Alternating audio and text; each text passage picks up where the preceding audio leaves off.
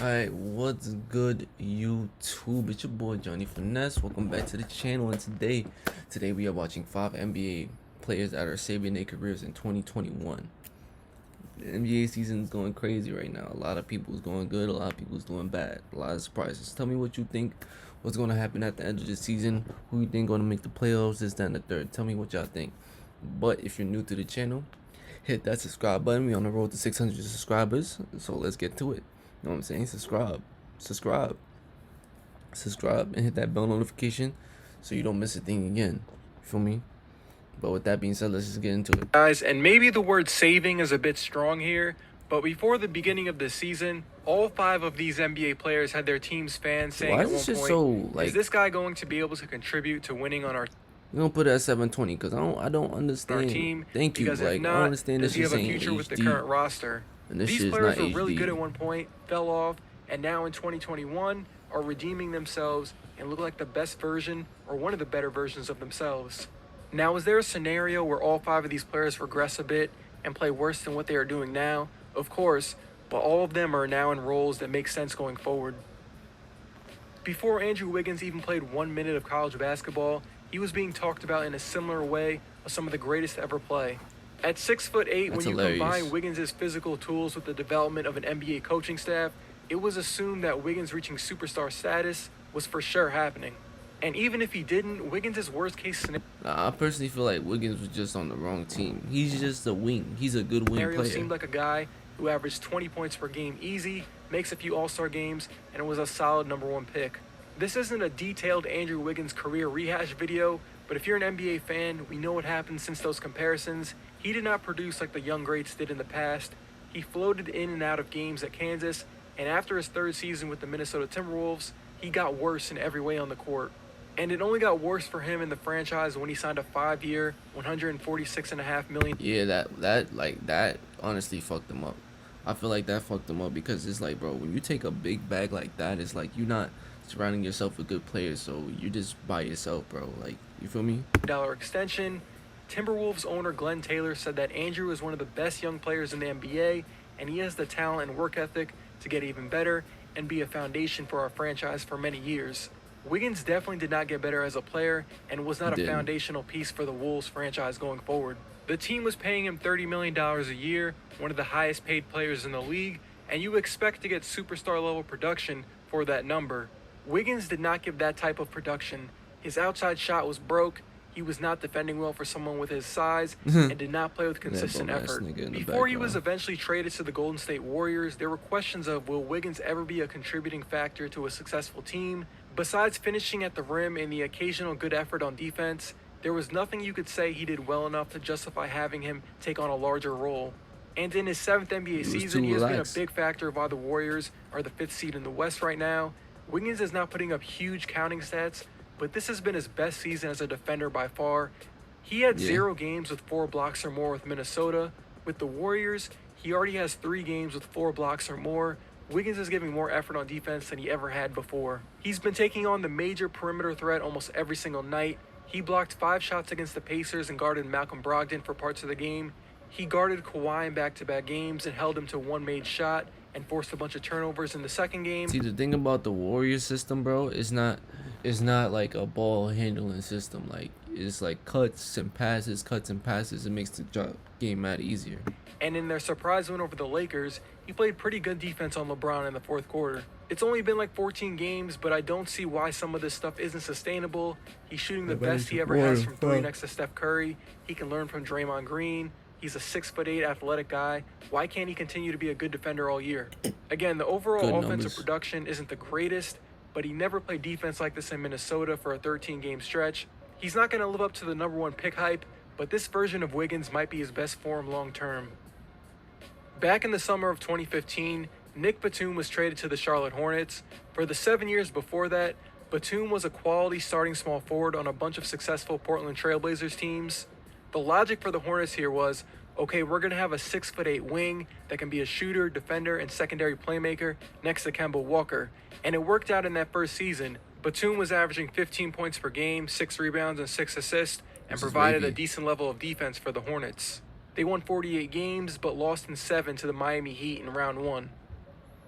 In the summer of 2016, the Hornets re-signed him to a 5-year, $120 million You see the coincidence? Another 5-year big bag deal. contract. Like, He was with one a of the bummy highest team. paid guys in the league at that point, and every team around the NBA that had cap space that summer wanted to sign Batum. But that first year, Batum was the best the Hornets ever got from him. It was only downhill from there. He would go on to suffer multiple injuries that's over the why. next few years that kept him out of the lineup, and when he did come back to the lineup, he looked awful. One of the worst players in the league who was playing like 20 minutes a game. The few Hornets games I remember watching, it looked like he was moving with weights around his ankles. He looked cooked. Paying a guy $25 million a year to score 12 points per game on mediocre efficiency is a big-time L, and it set back the Hornets franchise. The playmaking, secondary scoring, and defense was not there after the first year. And in the final year with Charlotte in 2020, he was so bad they didn't even play him when he was back and healthy. After the Hornets waived him a few months ago, Wanting to he keep it entered fresh. free agency with not much excitement. There was a lot of talk about him signing with the contender, and the Clippers brought him in. It made sense for them. They were thin at the forward spot once you got past Kawhi, Paul George, and Marcus Morris. And he's shocking everyone so far with the Clippers. It's been years since he's looked this quick moving around the court. The numbers aren't too crazy. He's averaging 10 points, 5 rebounds, 3 assists. But what's been great is his efficiency. Great percentage. He's shooting over 43% on three-point shots, which is the highest mark of his career. Will that last? Maybe not, but a lot of them are wide open threes. Batum has done everything the Clippers need him to do, make open shots, defend, and move the ball quickly. I'm honestly shocked at how good he's been. Other people thought he was done. I thought he was done. But he redeemed himself so far this year, and it's not crazy to think that he helps the Clippers win a few playoff games with his shooting and passing. When Mike Conley was traded from the Memphis Grizzlies to the Utah Jazz, it gave the Jazz a new look on both sides of the court. Even though Conley was getting older, the move was to lessen the pressure off of Donovan Mitchell as a playmaker, and hopefully it would create a slightly more unpredictable offense in the final minutes of a close game. Utah made the playoffs for multiple years in a row, and they were never going to get a real star to join them, so getting Conley, who has proven to be a steady, reliable two-way point guard, who would have made a few All-Star games if he played in the East, made sense for them. But Conley was unreliable and looked old in his first year with the Utah Jazz. He had the worst year of his career and really struggled to get to the rim.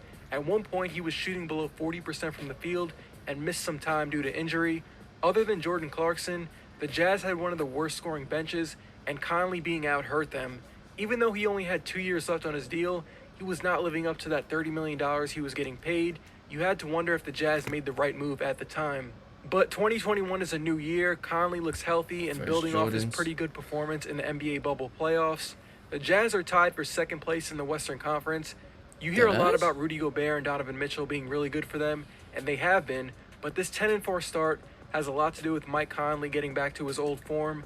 He's back up to 6 assists per game and shooting a career-high in three-point percentage. Conley is making an effort to take more three-point shots this year, and it's opened up his in-between game to find his teammates. Even when Conley was healthy last season, it seemed like he struggled adjusting, trying to fit his offense with another high-usage guard, but this year he looks more comfortable. I feel bad for having someone as young as Kevin Knox in this video, but I think this is a good example of holding out hope on a rookie player until their first contract is up. Third year, though? Kevin Knox's first 2 years were about as disappointing as you can get for someone drafted in the top 10. Knox was drafted 9th overall in the 2018 NBA draft due to him being a 6'7" athletic wing that could get to the rim and eventually, due to his length, become a quality defender. He also shot 34% on three-point shots in college, so there was some hope he'd eventually become a league-average three-point shooter. In Knox's rookie year, the Knicks basically said, okay, we're going to be bad, so let's just put our top draft pick out there and let him play through his mistakes. Knox played a lot of minutes and had his moments of potential. So you're saying he's bad? So you saying he's bad and he got 12 points? Like, but he mostly looked like a 19-year-old struggling to impact an NBA game. Rookies usually aren't that great, and that's okay. That's but it wasn't exactly a positive sign going forward. What is he the talking about? The drop-off from his rookie year to his second year was honestly kind of brutal, and I know a lot of people were unsure of his future past his rookie year. Ooh, that's why. He somehow looked worse and did not look like a reliable rotation player in all facets. You had R.J. Barrett. R.J. Barrett is the same, like of the game. a tool. I know that sounds kind of dramatic, but that's really what it was. So in his second year, Knox no longer got the freedom to do as he pleases on offense. Marcus Morris was brought in, and he started. Mo Harkless played over him at times, and naturally, Kevin Knox's minutes per game dropped. His shot attempts dropped. So what you're saying doesn't make no sense, because how did he got worse? Like, he got his minutes taken away by somebody that started over him. He has less control. You know what I'm saying? So how can he score more if he's restricted to do less? And Like, even it makes no worse, his sense. shooting percentage numbers slightly dropped as well. But now in his third year, Knox is having the best season as a guy who actually contributes to wins. The counting numbers don't exactly show it, but you see the impact if you've seen a Knicks game.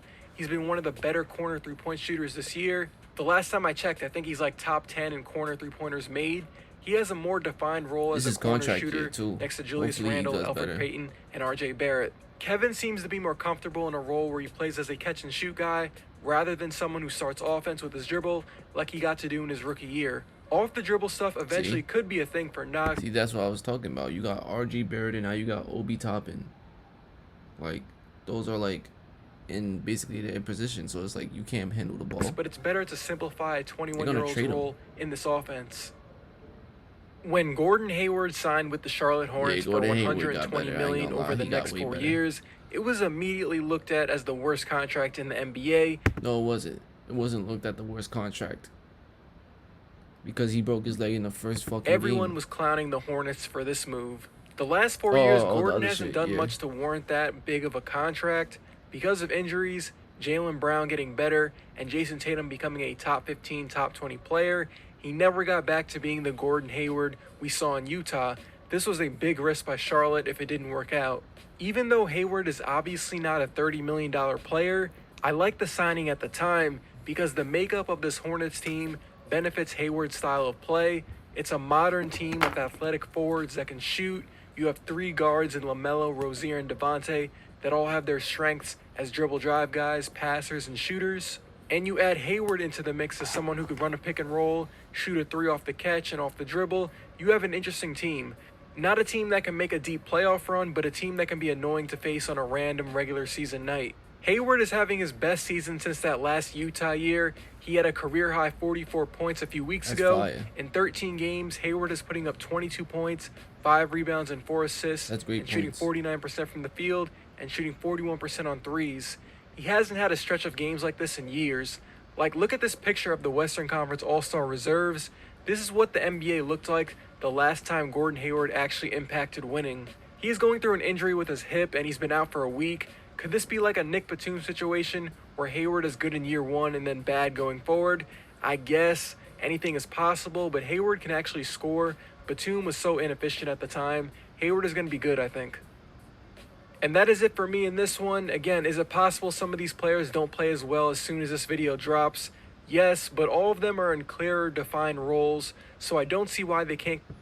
Like, I agree with basically all of them except the Kevin Knox one, just because you say he got worse, but he didn't really get worse. You just showed all the stuff that gets him less minutes and less time with the ball in his hand. So obviously he's gonna get less stats in. So it's like, you feel me? But if you made it to the end of the video, you obviously like the video, so you obviously gotta subscribe. Hit that subscribe button. We on the road to 600 subscribers. It's your boy Johnny Finesse. I'm gonna see you next.